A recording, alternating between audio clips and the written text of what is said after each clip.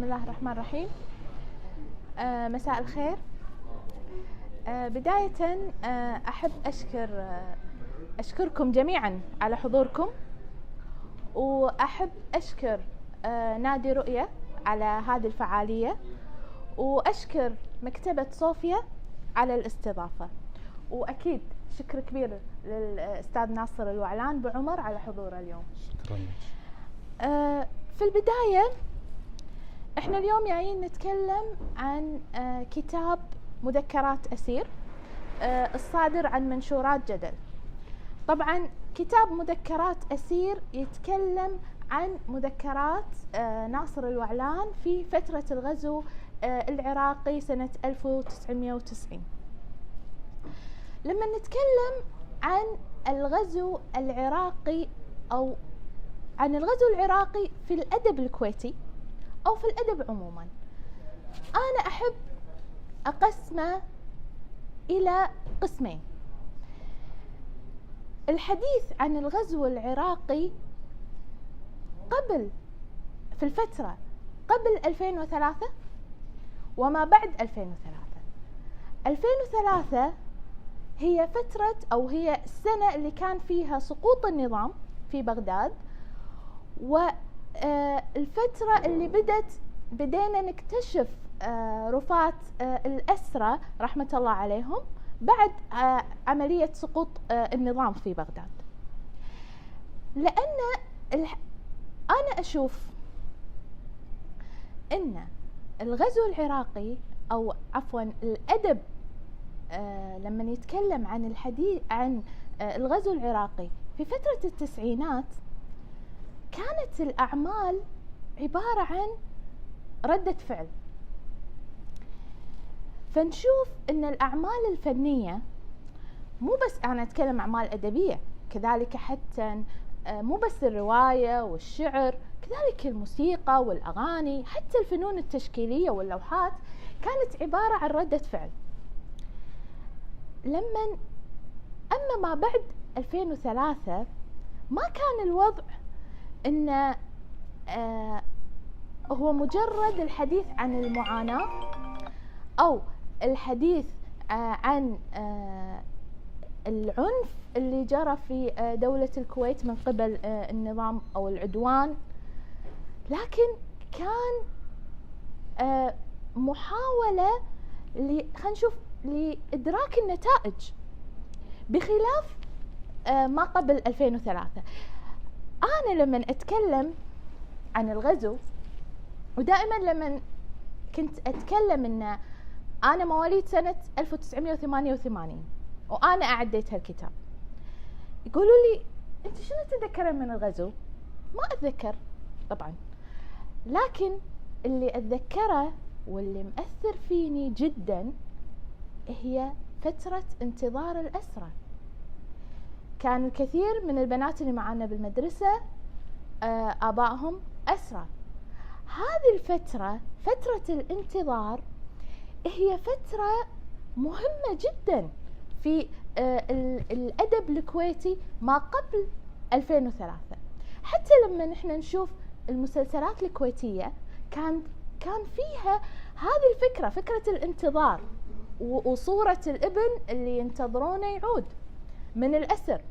احنا حتى لما نتكلم عن المجتمع الكويتي في هذيك الفترة، الأفراح تأجلت. كان حتى الله يرحمه الشيخ جابر ما يستقبل المهنئين بالأعياد احتراما لذوي الأسرى وذوي الشهداء لفترة طويلة. فهذا من وجهة نظري كان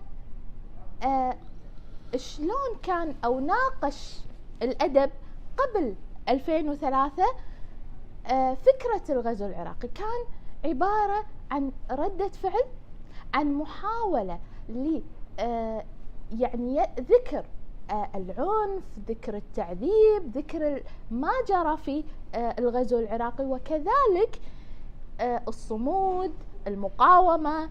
لكن ما بعد 2003 وبعدها الوضع اختلف. فبداية أستاذ ناصر، أحب تقول لنا ليش عقب الحين خلينا نقول فوق 30 سنة، تقريبا 33 سنة من الغزو، حبيت ان توثق تجربتك في الأسر في هذا الكتاب؟ أول شيء أنا حاب أشكرك وأشكر الحضور وأشكر مكتبة صوفيا والنادي الجميل اللي سلط الضوء على قضية انظلمت إعلاميا. يعني أنا أحس أنها أكبر يعني حدث صار بالتاريخ الكويتي. يعني يمكن حرب الجهرة الغزو العراقي كان أكبر منها بكثير، بلد بالكامل احتل، ناس نايمة بسلام في بيوتها، قامت لقيت الدبابات على بوابات البيوت وعلى والجنود يفتشون، جنود مشحونين شحن إعلامي كبير إن الدولة هذه دولة امتصت ثرواتها. وكان يعني الإعلام العراقي ماهر في الشحن وفي التسليط والضوء، وكان تقريبا مهيمن على الكويت. تقريبا الصحفيين، الممثلين، الإعلاميين، الفنانين، أكثرهم كانوا يعني يهيئون اللحظة هذه. طبعا من كانوا أغلبهم بالتعاون مع المخابرات العراقية. ممكن لو ترجعون لأسماء الفنانين والممثلين والإعلاميين هيئوا الوضع بالكويت إن هذول ناس مجرمين، ناس امتصوا ثروات العراق خلال حربها مع إيران. مع أن الكلام غير صحيح اللي عاصر الوضع هذا. الكويت عانت كثير بسبب دعمها للعراق وحربها مع إيران، دفعت الكثير، منها اختطاف طائرة الجابرية، ومنها تفجيرات المقاهي الشعبية، وكثير مشاكل صارت بالكويت بسبب وقوفها مع العراق في حربها مع إيران. طبعا أنت سألتي سؤال يعني جميل، اللي هو ليش ما وثقت إلا الحين. أنت قلتي مرحلة الانتظار هذه، احنا كان بالنا مشغول. يعني أنا بالنسبة لي مو عن يعني أنا كنت أسير مرتين ولا، لكن أنا كان لي أخو هم شهيد وكنا ننتظره. المعاناة هذه، معاناة اللي قلتيها أنت من سنة الغزو ل 2003 كانت تضاهي بالألم الاحتلال الواقع على دولة الكويت. يعني تخيل ان امك مثلا، امي كانت يعني ما اني عشت الوضع بالبيت، والدتي رحمها الله كانت يعني دائما دمعتها ما تجف بانتظار ولدها، هل هو حي، هل هو ميت، هل هو ياكل. لا هو ميت وتحزن عليه حزن وقتي وخلاص انتهى وصار عند ربه، ولا هو تدري انه سجين وبيطلع ولا تدري. يعني الوضع يعني كان مؤلم جدا لذوي الأسرى. يعني ممكن الشهداء عرف مصير أبوه ولا عرف أخوه أنه توفى وخلاص وصار تحت رحمة الله، لكن الأسرى اللي أعدموا بطريقة بشعة. يعني لما جابوا رفاتهم، طبعا لما رحت رحلة البحث عن الأسرى قابلنا ولد عم صدام، قال يعني أشياء فظيعة، أشياء ما يسويها حتى يعني ممكن ما صارت إلا بعهد المغول. يعني تاخذ لك، خاطف لك ناس مدنيين وتحفر حفرة وتعصب عيونهم وتطلق عليهم طلقة بالخلف بالنار وتدفنهم دفن جماعي. حتى يمكن المغول ما سووا مقابر جماعية بالطريقة هذه الغدرة. لذلك يعني كانت مرحلة ظلمها الإعلام الكويتي، ظلمها التاريخ الكويتي، ما وثقوا. وهذا مفروض أن الدولة هي توثق من أول شيء. ممكن الدولة لأنها كانت يعني عملت أشياء ما كانت يجب أنها تكون، بجلب أشياء تركها للبلد، عدم استعدادها للغزو، كانت يعني ونفس الحكومة رجعت، فكانت ما تحاسبت، حتى الحكومة للأسف ما تحاكبت يعني كأشخاص وكوزراء، ما حد تحاسب. يعني أنا يؤسفني أن أخوي الشهيد لما أعلنوا شهادته ورفاته قالوا أنه كان معاه مسدس بقيمته 142 دينار ويجب أنه يدفع لأنه أموال دولة.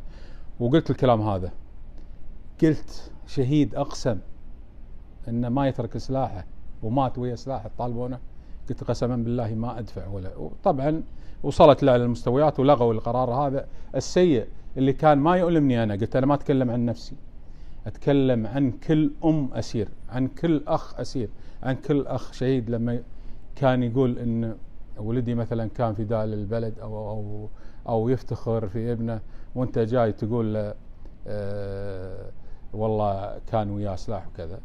طبعا هذه جرحت الكويتيين كثير، أهالي الأسرى وأهالي الشهداء. الحكومة يمكن اللي كانت ردت نفسها هي كانت تحاول يعني تتجاوز المرحلة هذه، لأن فيه أشياء تدينها.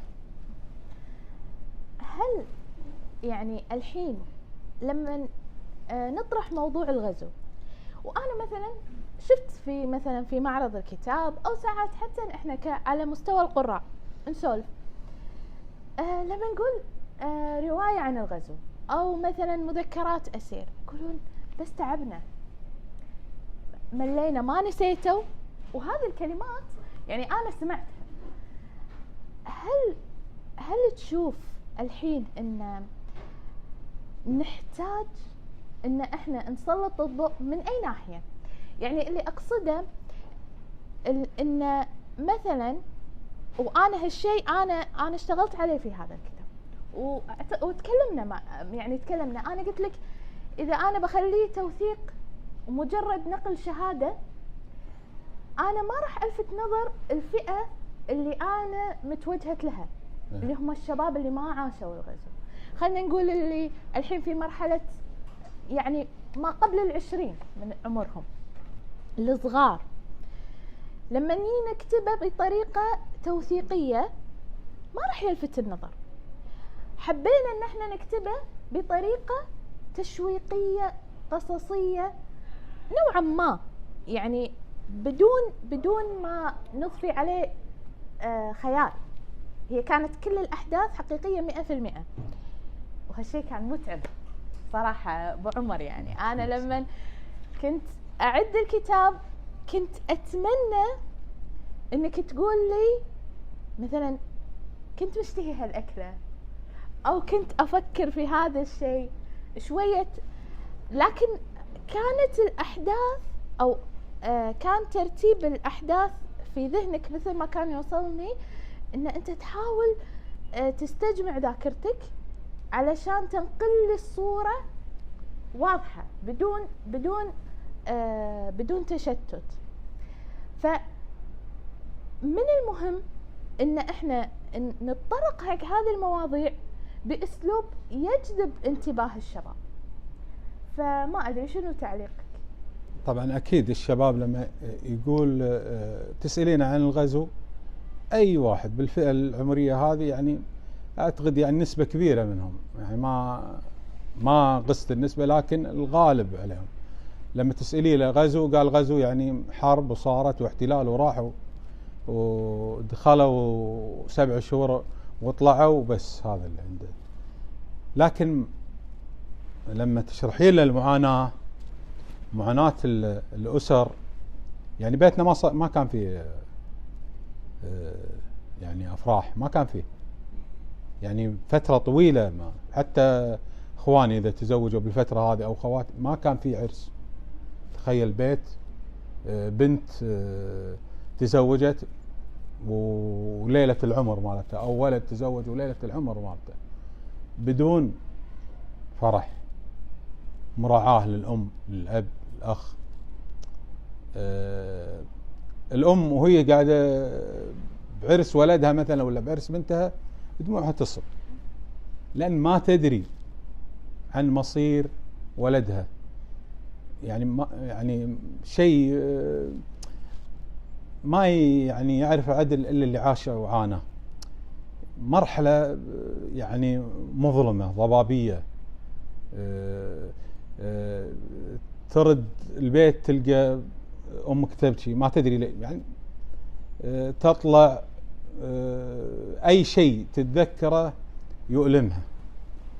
فيعني الاب كذلك، تلقى الاب مثلا متماسك، ابوي الله يرحمه رجل شديد يعني ومتماسك، لكن تحس فيه الحزن بوجهه، تحس بالاخوان، تحس بالاخت، تحس يعني الالم متجدد، مو يعني فتره مرحله وراح، لا طول الفتره هذه ما كل ما تتذكر يعني يرد الالم ويتجدد نفس الشيء. يعني اللي افهم انه من وجهة نظرك انه لازم ننقل التفاصيل والمشاعر هذه، التفاصيل مو بس فترة الغزو، نتائج الغزو، او خلنا نقول آثارها على المدى البعيد. يعني احنا حتى لما يعني نشوف مثلا من الناحية الصحية، مثلا عقب حرق آبار النفط دائما يتكلمون عن مثلا انتشار مرض السرطان، الله يكافينا الشر، وبسبب حرق آبار النفط وغيرها مثلا الألغام. في هذه بعد مسألة مهمة، مسألة هم كذلك الألغام بعد الغزو. كانوا في ناس تعرضوا كثير لحوادث الألغام اللي كانت موجودة في الصحراء لفترات يعني طويلة. صحيح. فإحنا لازم يعني ننقل خصوصا بعد هذه السنوات، إن إحنا ننقل التجربة كاملة، مو بس الحدث نفسه. يعني إحنا نقدر نتكلم عن أجيال متعاقبة، الأب أسير والابن شنو ردة فعله، الحفيد. هني نقدر نتعامل مع موضوع الغزو من الناحية الأدبية. نشوف مثلا مثل ما قلت لكم، أحيانا الناس يقولون والله ملينا، ليش للحين تتكلمون؟ لكن نشوف مثلا في أعمال أدبية، مثل على سبيل المثال الكاتب إسماعيل فهد إسماعيل في روايته في حضرة العنقاء والخل الوفي، كان الغزو العراقي هو عبارة عن مرحلة فاصلة، فترة زمنية يتكلم من خلالها الكاتب عن شخصية البدون قبل الغزو، أثناء الغزو، وبعد الغزو، وعن أحداث وايد عاصروها أو عاشوها البدون في فترة الغزو.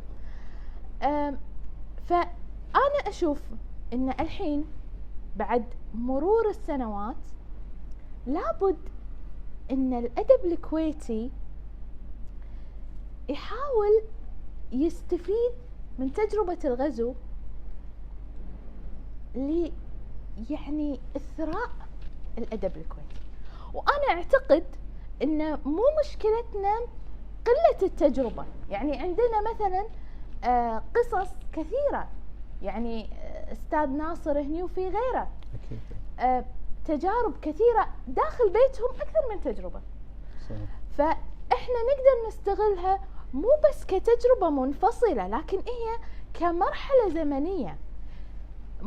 نوثق تاريخ الكويت من الثمانينات، لأن في فترة الثمانينات كانت فترة خلنا نقول يعني شائكة، فيها الكثير من الأحداث، فيها الكثير من الأشياء اللي صارت، وكلها تداعياتها كانت أوصلتنا إلى الغزو وأوصلتنا إلى ما بعد الغزو، كذلك حتى حرب في 2003 وسقوط النظام في بغداد، كلها هذه متراكمة. أنا أعتقد خوفنا من الغزو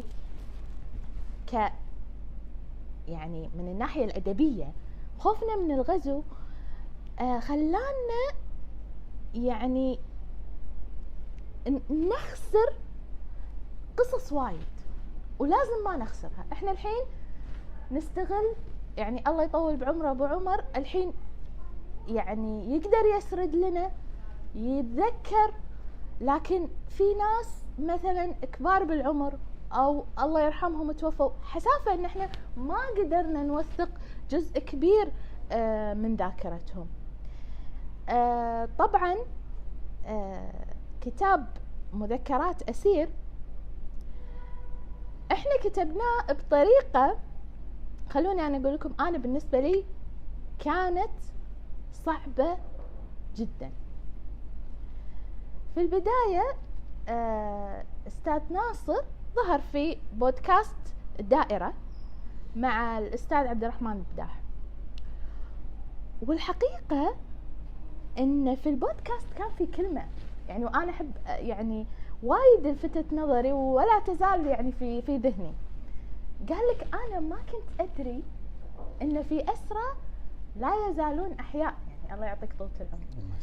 كان يعني اعتقد انه كان يعني هل في شباب للحين صغار يعتقدون ان ما حد رجع؟ فتكلمنا عن هذه النقطة. طبعا هو نفس الاستاذ عبد الرحمن البداح، نفس الفئة العمرية اللي قلتي عنها انت، كانوا يعتقدون غزو وكذا. طبعا كان فيه 7000 أسير كويتي، 7000 غصة، 7000 معاناة، 7000 عائلة عاشت الألم هذا، غير الشهداء. يعني الشهداء الأسرى بس اللي انعدموا، هذول اللي كانوا أسرى وشهداء، أعتقد 652 شهيد، اللي هذول كانوا موثقة أسمائهم وموجودة، وناس شافوهم بالسجون لغاية انتهاء الغزو، ووثقوهم باللجان، لجان الأسرى، أن شافوا فلان وفلان موجود بالسجن الفلاني، وموثقين 652 أحياء لغاية تحرير الكويت موثقين. طبعا اللي أعدمهم النظام. طبعا احنا لما دخلنا برحلة البحث عن الأسرى بعد سقوط بغداد تقريبا بيومين، دخلنا برحلة البحث عن الأسرى بالسجون العراقية، وقابلنا ولد عم صدام حسين اللي هو أعتقد اسمه ثامر التكريتي، ثامر المجيد التكريتي، فريق كان بالحرس الجمهوري. والحرس الجمهوري هذه هي القوة الضاربة للجيش العراقي، وكانت يعني القوة العسكرية اللي دخل فيها الكويت. وكان قائد فرقة، والفرقة تتكون من 3 ألوية، واللواء يتكون تقريبا من 3000، يعني كان قائد على 9000 عسكري فرقة دخلت الكويت. هو يقول إن لما كانت مطالبات وكان صدام يبي يسكر ملف الأسرى والضغوط اللي كانت عليه، قال عندي 250 بس، الباقي ما اعترف فيهم. وكانت طبعا دولة الكويت تقول لا 652. والشخصية هذه، شخصية صدام، شخصية نرجسية، يعني شخصية نفس فرعون، نفس ما يحب أحد يعانده. يعني ممكن أن تاخذ لو ماخذين منه 252 وبعدين أطالب بالثانية. لكن للأسف الكويت كان المسؤول عن الملف الشيخ سالم الصباح، وطالب العدد كامل عشان تسكير الملف. وللأسف هو قال طبعا لما الكويت أصرت على العدد كامل، عملوا حفرة كبيرة وربطوهم من يدينهم ومعصوبين العين، وأطلقوا عليهم النار من خلف راسهم ورموهم بالحفرة، ومقبرة جماعية. هذا طبعا الكلام هذا مو أنا اللي أقوله، اللي يقوله ولد عم صدام حسين اللي هو ثامر التكريتي، اللي هو فريق وولد عمه وقريب من عائلة المجيد. طبعا مو بس أنا موجود أشخاص، 4 أشخاص كانوا وياي. أنا اقترحت بذاك الوقت، كنت بلجنة الأسرة، أهالي الأسرة، اقترحت اقتراح بذاك الوقت، قلت أن صدام حسين لما حجز الأمريكان بالغزو راحوا الأهالي ودخلوا شخص شخصية مثل صدام حسين يحب الأكشن ويحب الإعلام ويحب، ما في عنده شيء اسمه إنسانية ولا يعني شخصية نرجسية، يحب انه هو افضل انسان، احسن شخص، اقوى شخص، اشجع شخص. فدخلوا على الامريكان، عرفوا حنا ما حنا اقوى من الامريكان ولا حنا افضل من الامريكان ولا اذكى من الامريكان، يعني ما اتكلم عن الفضل بالحياة، لكن اتكلم ما حنا اذكى من الامريكان ولا حنا اقوى من الامريكان ولا احنا ادهم من الامريكان. دزوا له العوائل، ارسلوا له العوائل ودخلوا عليه واطلق سراح الامريكان. فانا اقترحت الاقتراح بذاك الوقت، قلت انا مستعد اروح ونتطوع على الاسرة وندخل العراق لعل وعسى، لكن يعني قوبل كلامي بالتخوين، وانا اعتقد انه كان يعني في قصة للخليفة عمر بن الخطاب، ان ملك الروم لما حجز اسرى من الجيش فقال له هدده بالنار وهدده كذا، رفض. لكن لما قال له تقبل راسي واهدك، قال اقبل راسك بس تد الاسرى هذه وياي، فقبل راسه وهده، ما فيها شيء.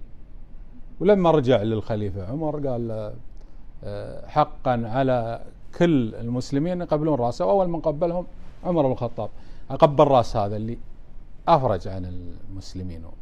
الامر يبي حكمة، لكن للاسف ما كان في حكمة بذاك الوقت.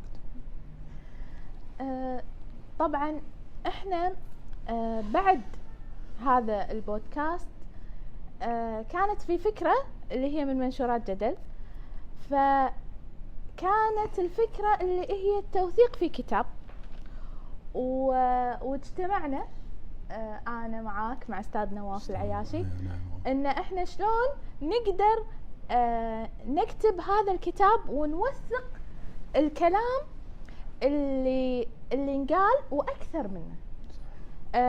يعني الكلام اللي انقال في البودكاست او قد يكون انقال في لقاءات اخرى مو نفس اللي انكتب في الكتاب الى حد، يعني الى حد كبير خلينا نقول. انا بالنسبة لي كانت الصعوبة شلون، اول شيء انه مثل ما قلنا مرحلة الغزو مرحلة مهمة ومفصلية في التاريخ الكويتي، مرحلة مهمة. احنا لما نيجي نتكلم عن الكويت اول سؤال باختبار الاجتماعيات، هذه اهم نقطة.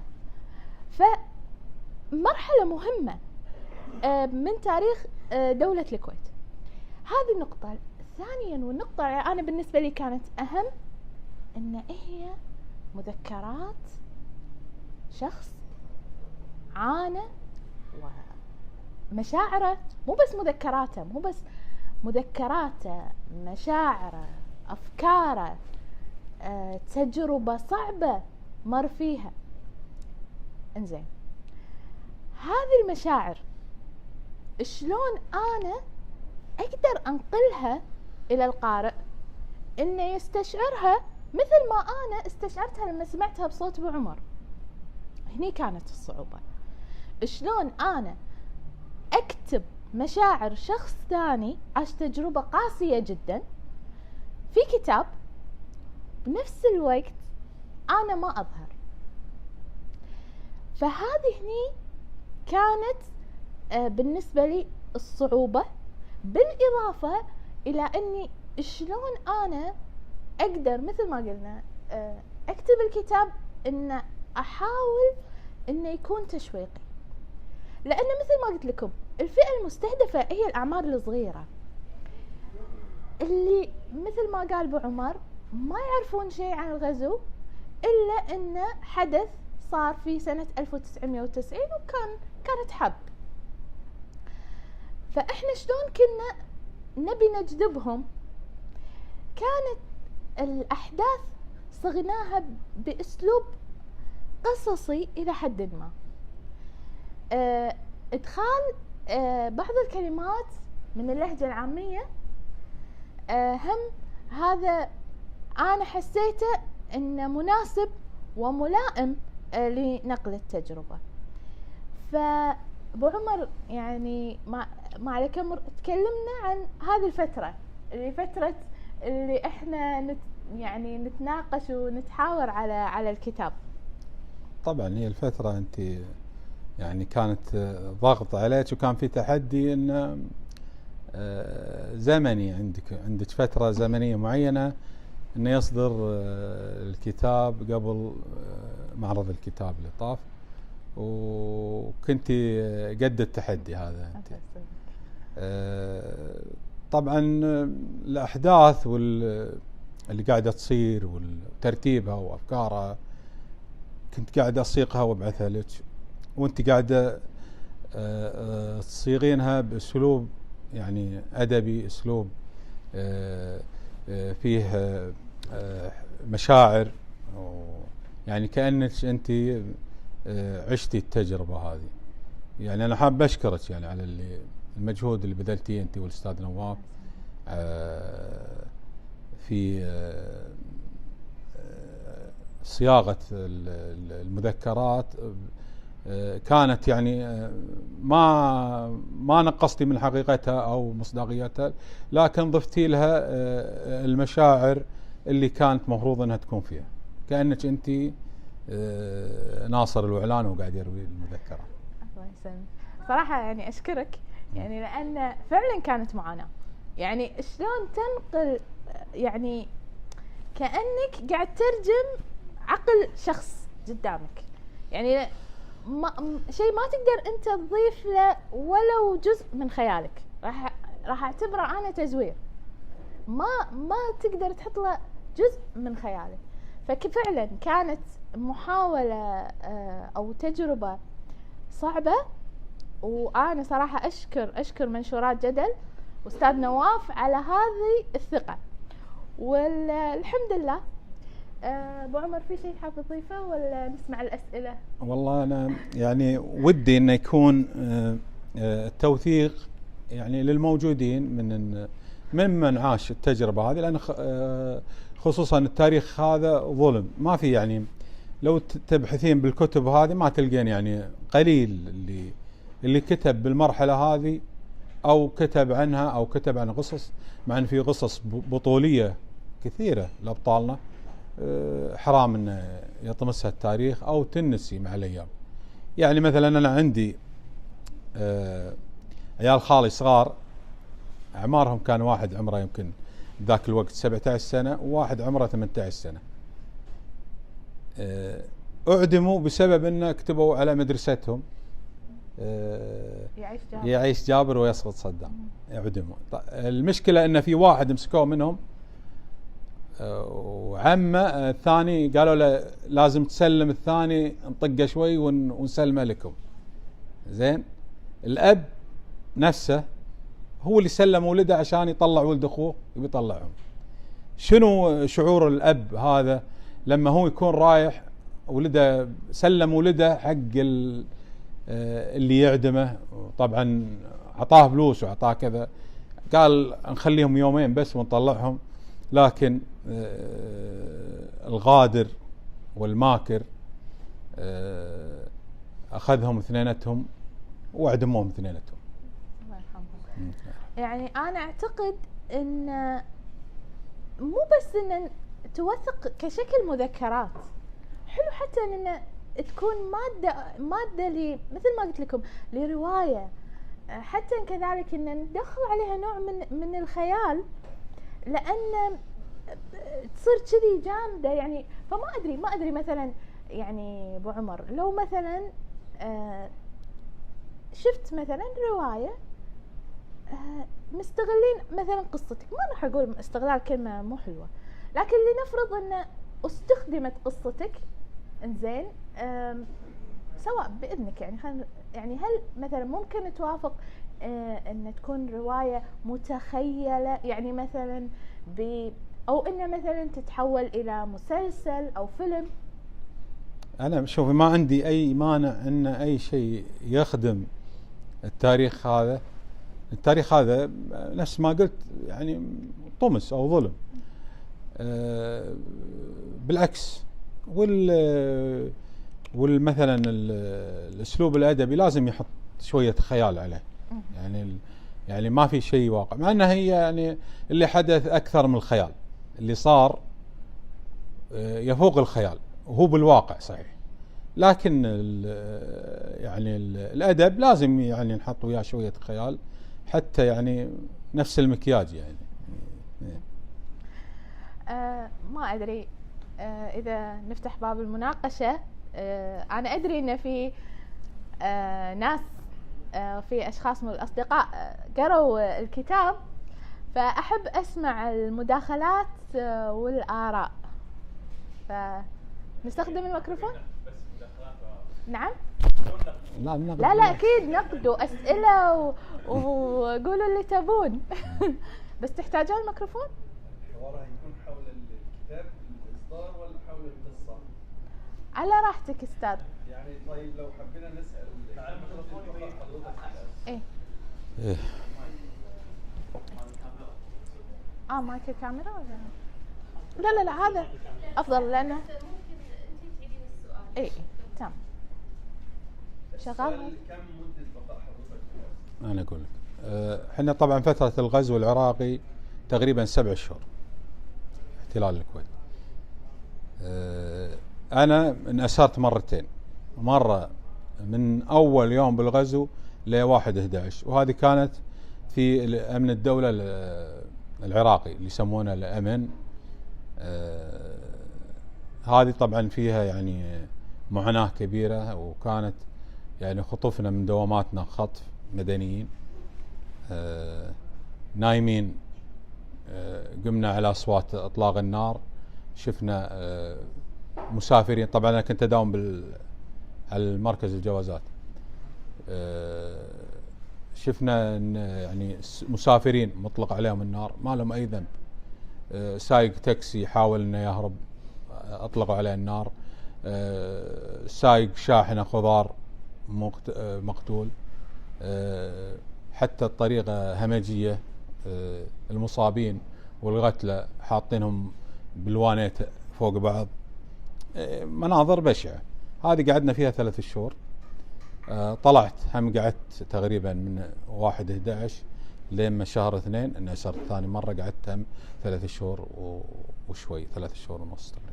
هل كنتم على درايه بالاحداث اللي قاعده تصير في الحرب بين الكويت والعراق اثناء الاسر؟ ايه كنا نشوف كانت تصلكم الاخبار؟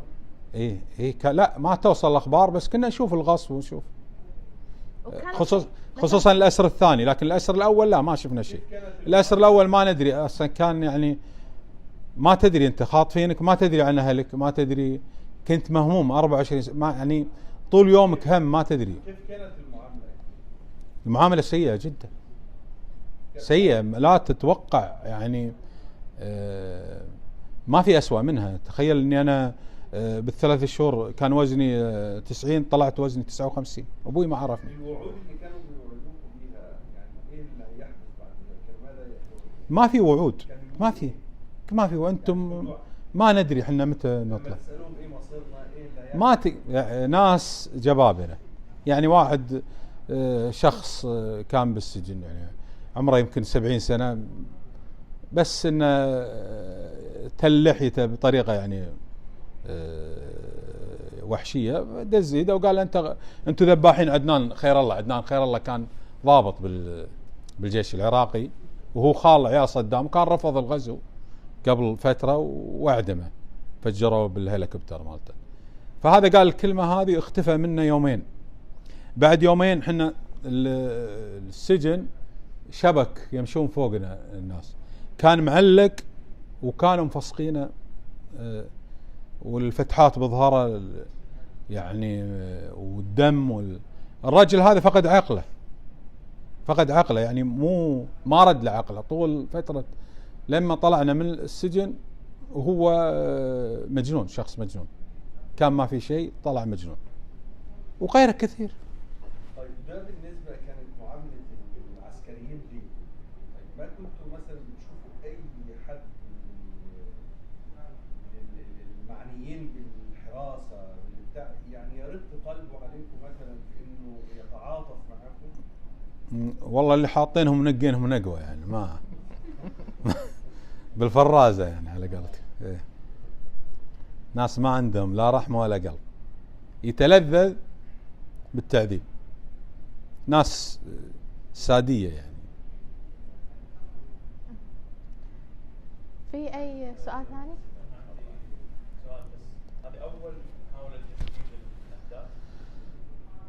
لا مو هذه تقريبا ثاني مره. يعني صدر كتاب؟ صدر اول شيء برودكاست وبعدين الكتاب هذا.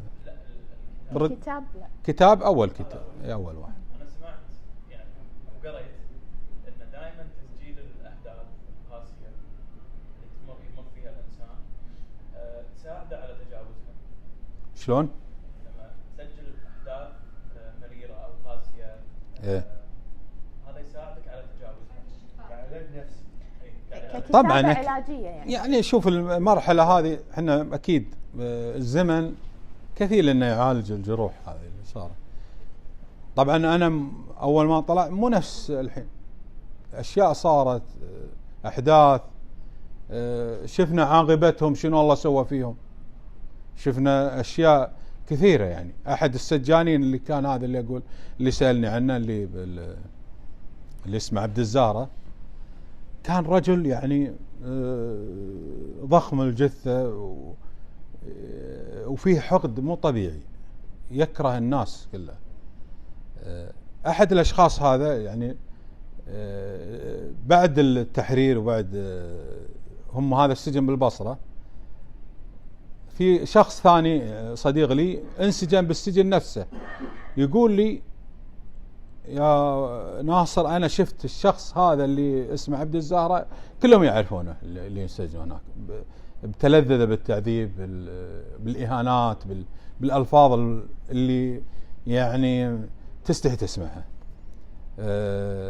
قال والله العظيم أن لما صارت الثورة عندهم بالعراق فتحوا السجون وذبحوا السجانين وفتحوا حق الأسرة، من ضمن اللي فتحوا لهم أسرة كويتيين، من ضمنهم اللي بالبصرة وهذولا. يقول حنا لما طلعنا كان مقتول ودسناه برجولنا، كنا نطلع من أبواب السجون وهو من ضمن المقتولين على الباب. هذا مصيره. أنت لما تشوف مصير الظالم، يعني شوف المظلوم، أنا عندي يقين أنه بيوم من الأيام راح يشوف ظالمه، سواء طال الزمن ولا قصر، بس الله راح يوريه مصير الظالم هذا شنو عاقبته على حسب الظلم اللي وقع عليه. لكن ابو عمر ما فكرت انك تكتب يومية او تكتب انت مذكراتك بنفسك، يعني لك شخصية؟ يعني شوفي والله كثير قالوا لي اكتب وكانوا يقولوا لي اكتب، لكن كنا بمرحلة، اول شيء المرحلة الاولى اللي قلتي انت من الغزو ل 2003 احنا عندنا تقريبا اخوي وعيال عمي وعيال خالتي 5، يعني تروح لخالتك تلقى، تروح لعمك تلقى يعني نفس فانت كنا نروح نسوي مطالبات، تجمعات، ممكن انتم تذكرون بالاشرطه ولا شيء يحطون يعني اوراق صفراء وكذي ومطالبات عند السفارات وعند كذا. كنا مشغولين بالاسرى والمطالبه بعودتهم. فما كان هذا التدوين يشكل اهميه بالنسبه لكم؟ لا، لان الاولويه كانت عندنا اولويه يعني وهم. شلون؟ تتكلم او سنه او 10 سنين ولا تحس الحين انت جاهز؟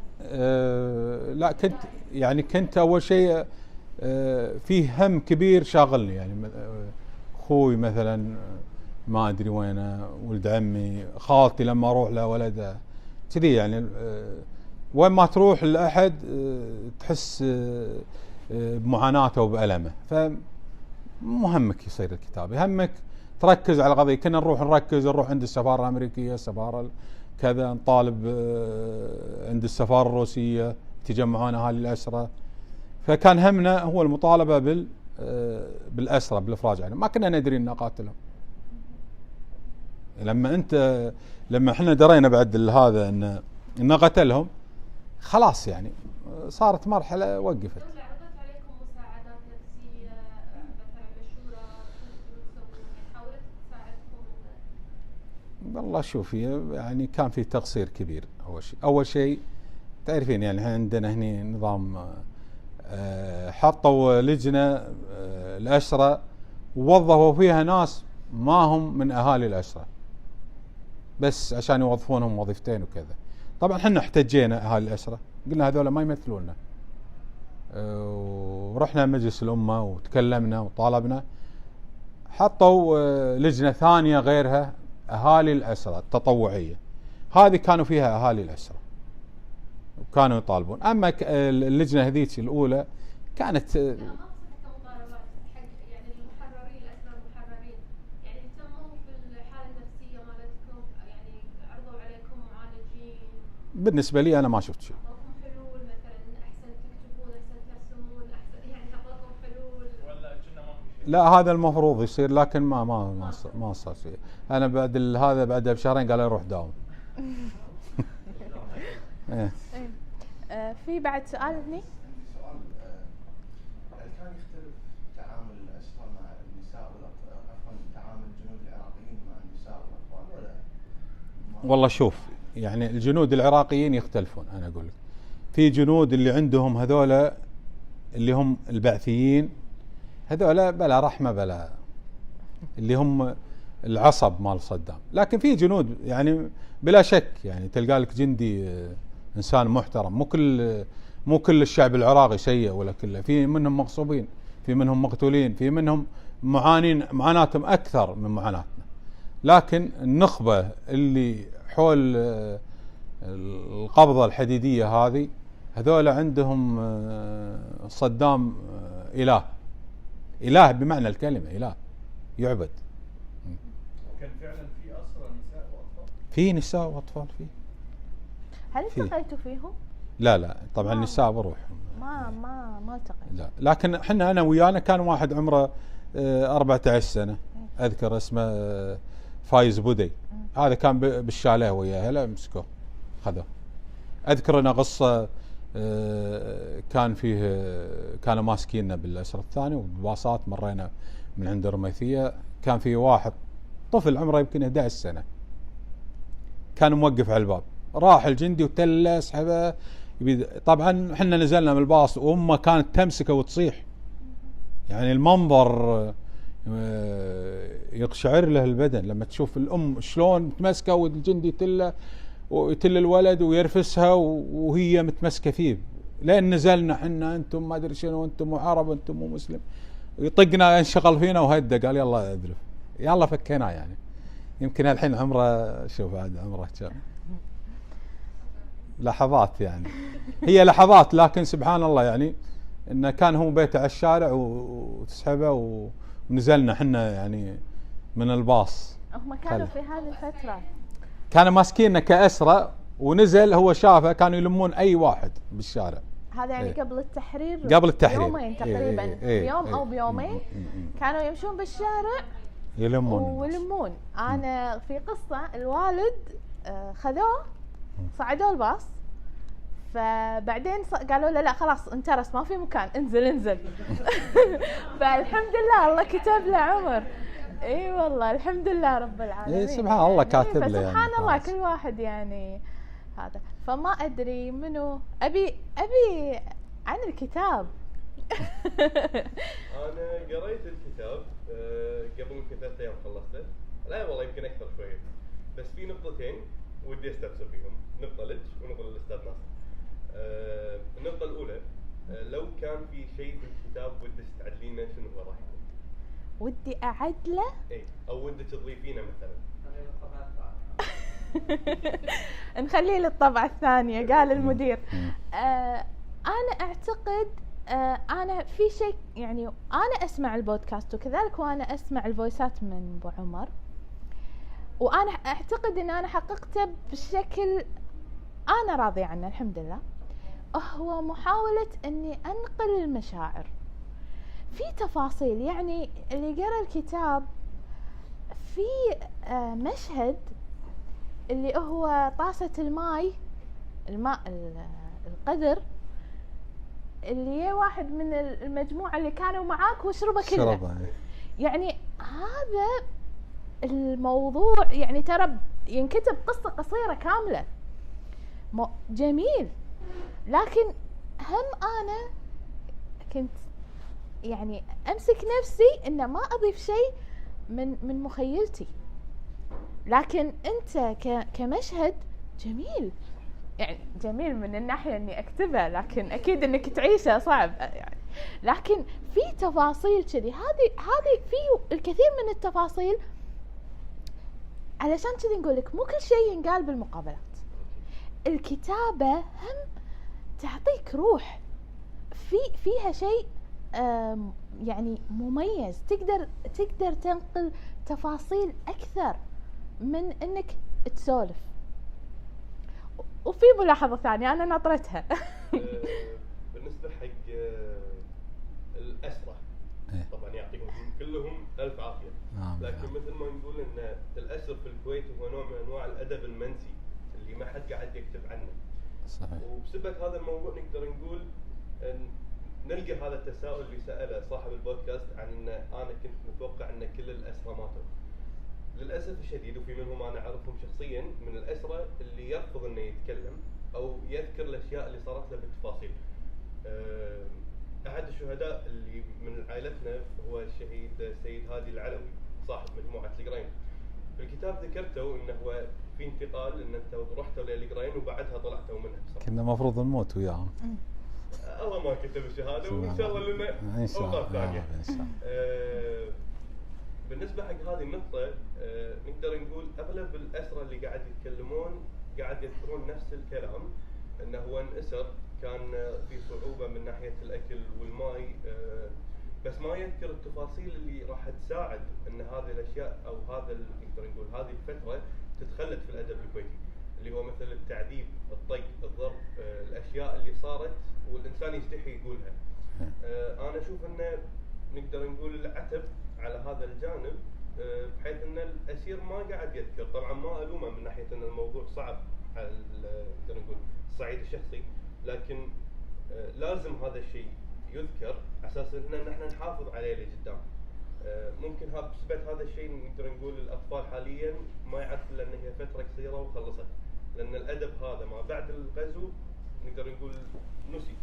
صحيح طبعا اخوي، يعني انت ذكرت نقطه يعني مهمة، انه ممكن انه يعني في احداث ممكن ما يقدر يقول يستحي. يعني احنا مثلا كنا بغرفة كبر هذه، وكان فينا واحد كبير بالسن، وكان فيه حصوة، وقاعد يقول طلعوني. تعرف انت الحصوة وعزكم الله يعني يبي الحمام، يقول لا ما طلعك، عطاه نفس الطاسه، يقول له قال وين؟ يعني ما يقدر من يعني الاحراج ما يقدر، يعني شلون يتفسخ قدام الرجاجيل ويعني مواقف محرجه يعني راح. وفعلا والله وخرناه وخليناه يعني المكان صغير جدا، خليناه يصد على الطوفه عشان فعلا الله سبحان الله سخر له وطاحت الحصبه. والله العظيم ان الرجال ينقز من الألم ويصيح، وهذا يتلذذ يطالعه اللي هو عبد الزهرة وشلته. يعطيكم العافية. لا في نقطة أنا كنت ناطرتها منك لأنك كتبتها بالبوست اللي عن الانستغرام، اللي هي توقع اللغة، اللي هي عن اللهجة المحكية في النص. لاحظت شغلة يعني ما أدري، أنا شخصيا ما حبيتها من ناحية الكتابة، هو بالحوار إن مثلا الأب يكون مكلم الولد كويتي وبنفس الحوار ينقلب فجأة فصحى، وهو مو غلط من الناحية الأدبية، ما ادري حسيت انه يفضل انه يكون خلاص دام بدا بالعامي ينتهي بالعامي، ممكن الثاني يكون بالفصحى. خل اقول لك ليش. طبعا انت لما لو تسمع الفويسات اللي ارسلها لي ابو عمر، هو قاعد يستذكر، يعني قاعد يقول مثلا انا كنت ادور التليفون، اتصلت بابوي قلت له انا ما اقدر ارجع ولا ما ارجع، يعني بهذا هذا شلون انا اكتبه كمشهد. انا اضفت قلت لك اللهجه المحكيه تعطي النص طابع حميمي، تخلي العلاقه، وبعدين يعني هم اللهجه حلوه تظهر، تعطي شيء من المصداقية أكثر. بالضبط، تعطي شيء من المصداقيه اكثر. فانا لما انت كنت حاط صفحه 18 فانا رجعت للنص، فعلا هي كان الحوار هو حوار الاب كان بالعاميه، ولكن استمر السرد لان الكتاب عباره عن ذاكره، ذاكره ناصر الوعلام بالفصحى، ويدخل في المشهد الحوار ان هذه المكالمه، فكان هو مو حوار انه قال وقلت، هو استمرار في السرد. لكن لما الابو يقول ها ناصر ايش فيك انت وين، غير لما يقول اين انت يا ولدي، صح. بس فيها شعور. فضلتها انا مع فكره ان العاميه تكون موجوده بالحوارات او بالسيناريو بشكل عام، لكن افضل انه يكون نقدر نقول اذا بدا بالعامي يصير الرد بالعامي ونكمل بعدين فصحى. احس ان هذا كان راح يزيد اساسا من جمال هذا الفقره او هذا الجزء من المذكرات، وبعدين نكمل عادي فصحى. لا بس انا يمكن انا شفتها بطريقه ثانيه، ان هي استكمال للسرد. انت ما تشوف يعني في حوار كامل، يعني حتى في بالمشهد اللي لما يبون كانوا بالغرفه وكان ابو عمر يبي يطلع يدور تليفون، يعني هو حوار بسيط، ان اللي معاه قال ها وين بتروح، لا من صدقك ما شفت السوا بضابط النوبه ما هذا، يعني حوار جدا بسيط. لكن هذا يعني انا حسيت انه لما ينكتب بالعاميه ككلمه، يعني حتى مثلا في شخصيه الشايب، وهذه النقطه مرتبطه بالموضوع اللي طرحته النقطه اللي قبل، اللي هي مساله الخجل من المواقف المحرجه. ابو عمر لما نتكلم عن الشايب في الفويسات ذكر اسم قبيلته. انا قلت حق ابو عمر انا احس ان احنا لما نذكره ونذكر تعذيبه ونذكر اسم ان فيها ممكن نوع من الاحراج، فممكن سمينا الشخصيه اللي هو الشايب، واتفق يعني معاي ابو عمر انه يعني ما في مشكله. اي فيعني هذه هي الاشياء اللي هذا. اي تفضل ابو خالد.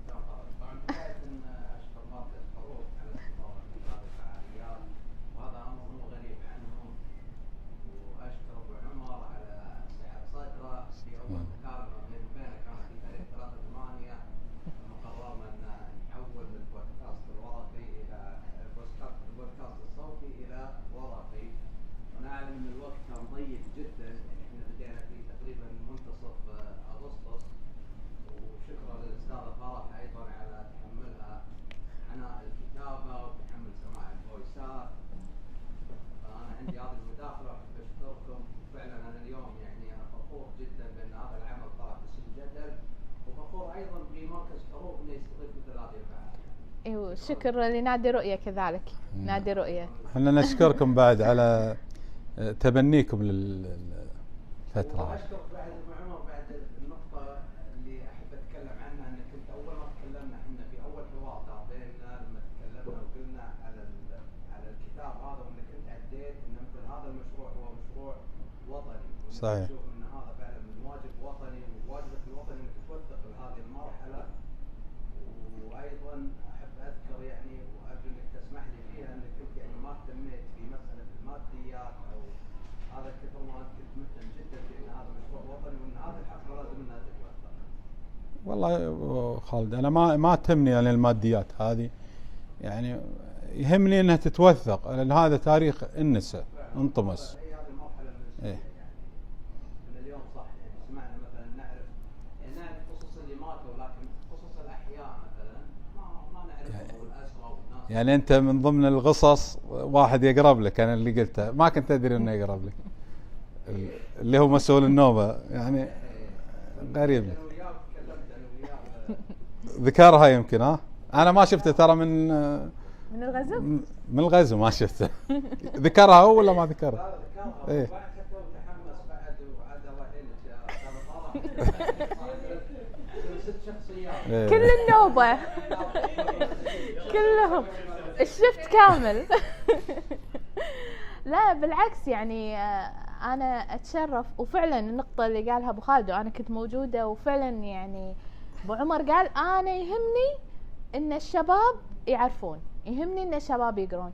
واذكر موقف كان في معرض الكتاب، كان ابو عمر موجود وياه شباب صغار يعني بالثانوية، فقاعد يقولوا لي يعني هو اللي كان بالسجن. يعني حتى كلمة أسر بالنسبة لهم ما يعرفون. مو واضحة إن الفرق بين الأسير والسجين يعني. فقعدوا يا أبو عمر وتكلموا معه وسولفوا معه. أنا أعتقد إن هذا النجاح، هذه هي النتيجة اللي إحنا نشوفها.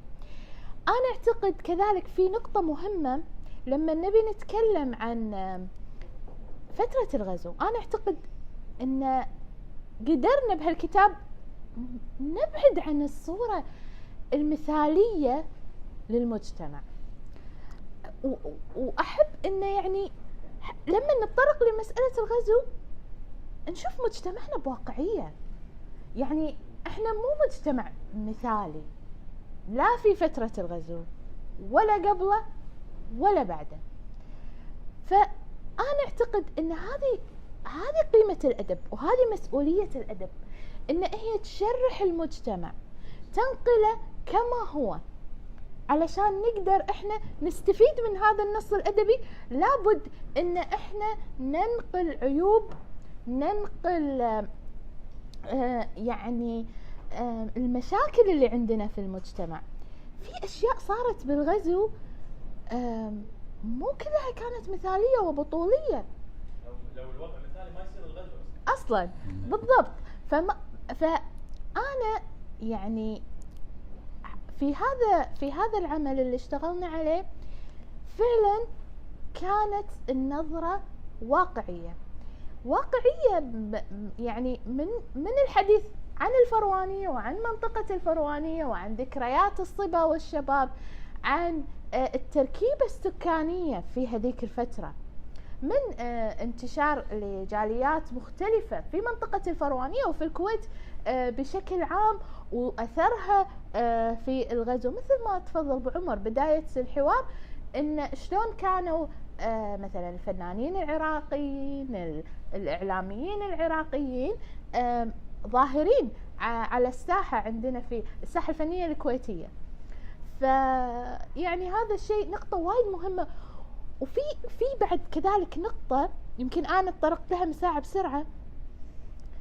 احنا في الكويت نحتاج إلى كاتب فعلا، وفي عندنا كتاب يكتبون بطريقة جميلة، لكن نحتاج من الكتاب الشباب لما يبون يستغلون مسألة الغزو أو ياخذونها كأساس لبناء أعمالهم الأدبية، يحاولون إن هم يسردون مثل ما قلنا بواقعية ومصداقية، وكذلك يعني يكتبون صح، لأن هذا عشان هذه المواضيع لا تحترق. بالضبط هذا اللي أبي أقوله. أنا عندي أسئلة. أي تفضل. هذه أول تجربة بالكتاب. أي نعم أول تجربة. واعتقدت اني راح اكتب نفس الياس خوري يعني على طول، عبالي بكتب يعني نفس جبرة، بس ما عليه. المرة الجاية أنا وايد عجبني الكتاب ما شاء الله، يعني بالنسبة لأول كتاب أنا أشوفه إنجاز كبير صراحة. شكرا. بس أنا عندي سؤال.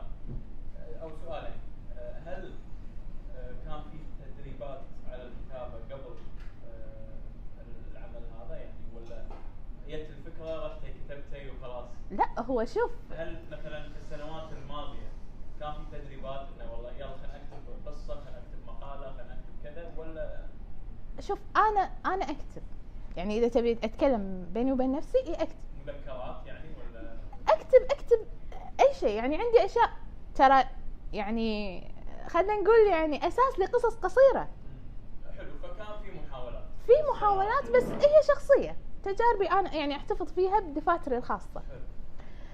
وبعدين انت تشوفني مثلا اكتب على الانستغرام وايد، مو وايد لكن توصلني تعليقات انه عشان اكون واقعيه ومو مثاليه انه في معجبين ايه في انه معجبين بهذه الكتابات، وانه يقولوا لي لا فرح ممكن تكتبين مقال، ممكن تكتبين يعني قصه قصيره، ممكن هذا. بالنسبه للعمل مذكرات اسير انا مثل ما قلت لك هذا اللي بسألك السؤال الثاني.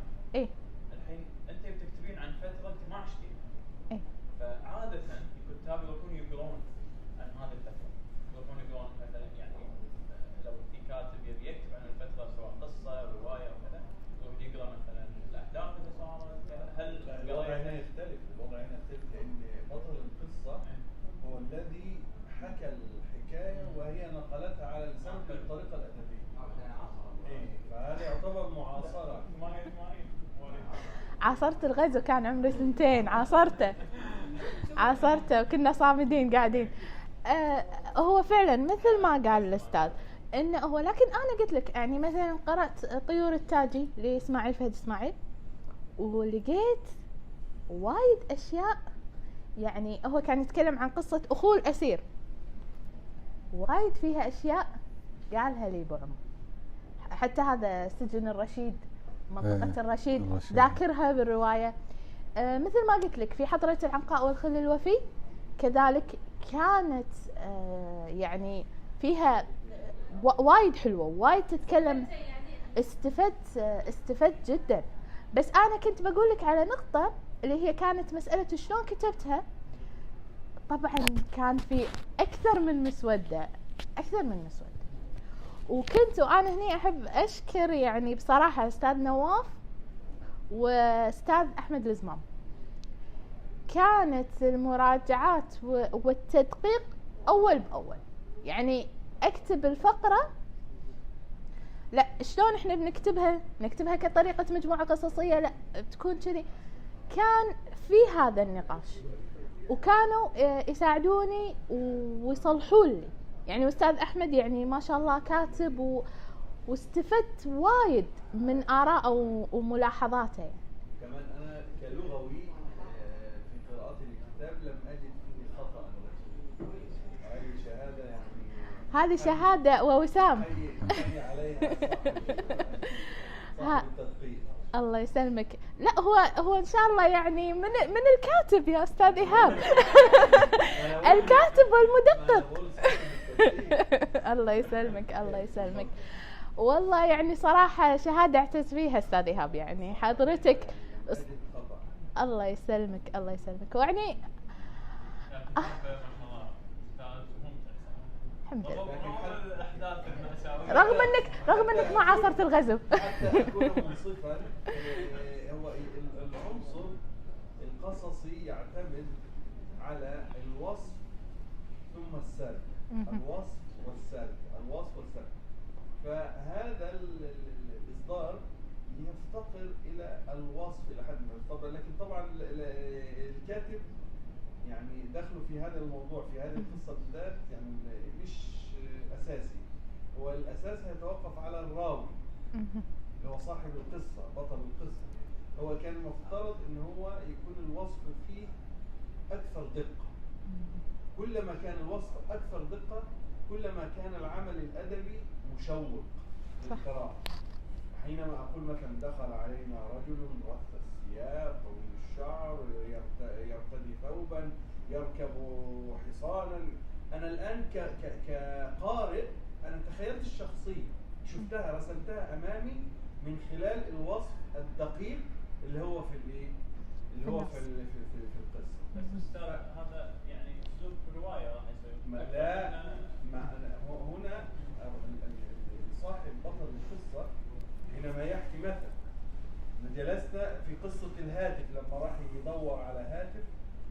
يتصلوا، الولد من الهاتف ومقطوع السلك وهم قطعوا الاسلاك ومعاناه كانت تحتاج الى حبكه دراميه من الواقع اللي هو بالفعل حدث. منو اللي لازم يسوي هذا الشيء؟ والله هو عنصر مشترك اللي هو كان المفروض يعطي المعلومات إيه صح. يعطي التفاصيل هي استاذ التي تجعل اللي هو الكاتب يصوغها بشكل. هي استاذ اللحظه هذه كاني اتذكرها الحين تفاصيلها انك شايفها والله العظيم. يعني الليتات مكسره، الوايرات مقطعه. كنت احاول اني ما اطلع اي صوت، اي حركه، اسمع انفاسهم فوق، اسمع خطواتهم فوق المبنى، اسمع صوت السلاح مالهم والرمي يعني كنت اسمع، يعني مع انها هي يمكن دقيقتين او 3 دقائق، لكن كانها ساعات. اللحظات هذه تفاصيلها لما تعيشها تحس برعب بأي لحظة ممكن، يعني وخصوصا انك انت ما تدري.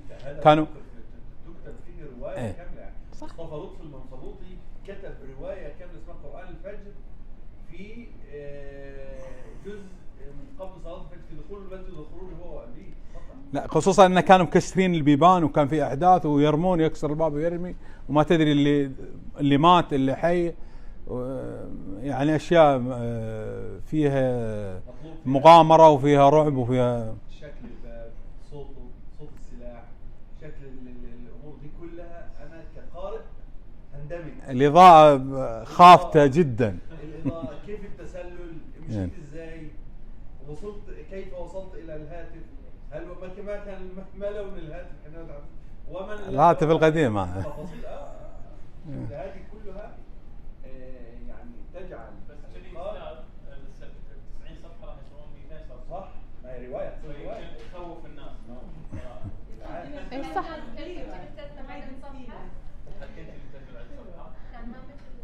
هو كنا يبقى عمل مخرج، عفوا يبقى عمل مخرج تلفزيوني. صح ممكن. يطلع عليها الايه صح لون الاخراج. صحيح.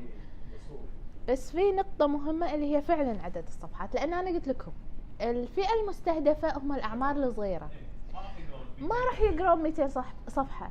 وهذا لأنه هو صغير، في ناس بالصف السادس خذوه، يعني عمر أنا أعتبره صغير يعني.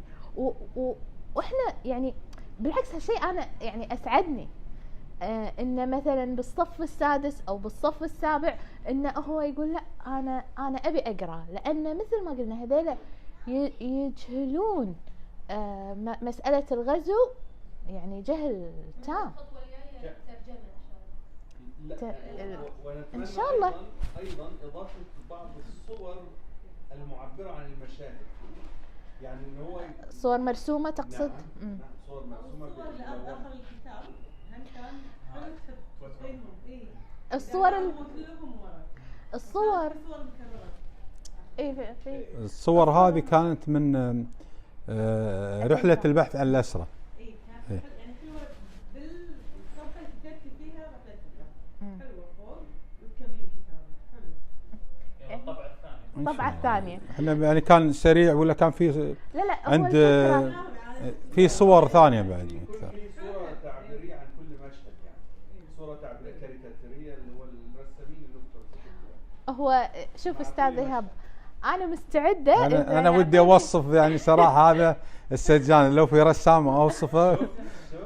إحنا واصفينه يقول يعني شكله اللي ما شكله وبشر شواربك إنه سكان سيكل. ايوه كذي هالشكل.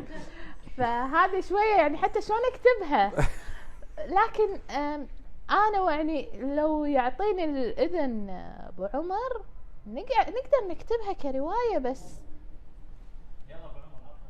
الجرين لايت كخيالية. تعطيني الجرين لايت كخيالية والخيال يعني على من الأحداث مستلهمة من الأحداث، ما يعني ممكن ندخل قصة أكثر من أسير في شخصية واحدة، يعني شخصية روائية واحدة. هني هذا اللي أنا أقوله، إن إحنا نعتمد على القصص اللي صارت في فترة الغزو لبناء أعمال روائية، بدل لا نقعد إحنا نبي يكون عندنا أدب حقيقي. ما نبي نكتب عمل بين قوسين وطني، مو هذا الهدف. إحنا مو جايين نسوي أوبريت وطني، إحنا قاعد نكتب عمل أدبي.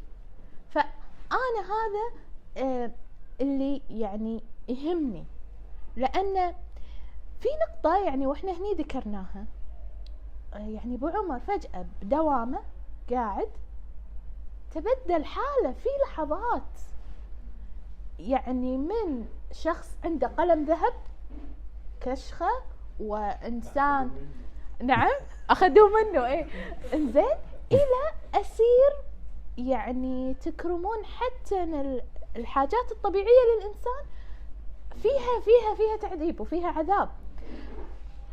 هذه رسالة فعلا للشباب، إن يعني ما في حال يدوم.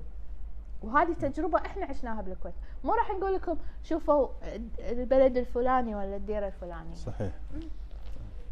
يعني نمت بوطن وقمت بلا وطن، نمت حر قمت من النوم أسير سجين. ففي أي مداخلة؟ الله يعافيك.